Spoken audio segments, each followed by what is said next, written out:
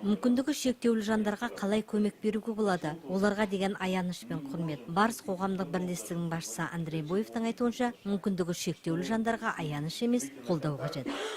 И вот мы хотим донести до общественности эту информацию. Біздің қоғамға жеткізгіміз келгені, мүгедектерге де құрметпен қарау керек. Олар да қоғамға құрметпен қарау тиіс. Көп жағдайда көзі көрмейтін жандар да бөтен кісілердің көмегімен баратын жеріне барып жатады. Дәрігерге барғанның өзінде олар мүгедекпен емес, оны ертіп келген адаммен сөйлеседі. Бұл мүмкіндігі шектеулі жандар үшін өте қиын. Дәрігерлер мүгедек жанның өзімен сөйлесу керек. Қоғамдағы осындай қарым-қатынастардан кейін көптеген мүгедек жандар дағдарысқа да түсіп қалады.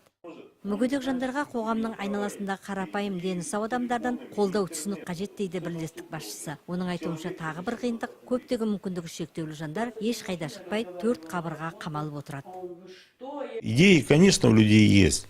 Надо помогать им.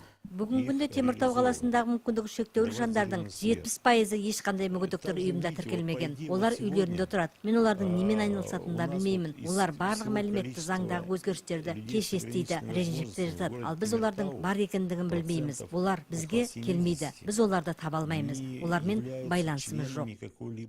Барыс қоғамдық бірлестік мүшелері бас қосып мүгедек балаларға қолдау жасау мәселесін талқыға салды. Қарағанды облыстық көзі нашар көретіндердің арнайыландырған кітапханасының бөлім басшысы Ольга Сергеева бұл бүгінгінің өзекті бір мәселесі деп айтады.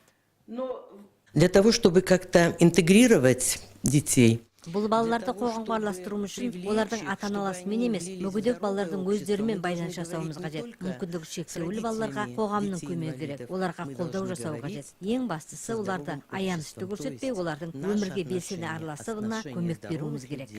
Андрей Боевтың айтқандай, мүмкіндігі шектеулі жандардың өзі төрт қабырға арасында отыра бермеуі тиіс. Ұмтылып, өмір үшін күресе білу керек. Ал қоғам айналасындағы адамдарға тарапынан оларға қолдау қажет болса, көмек беруде керек.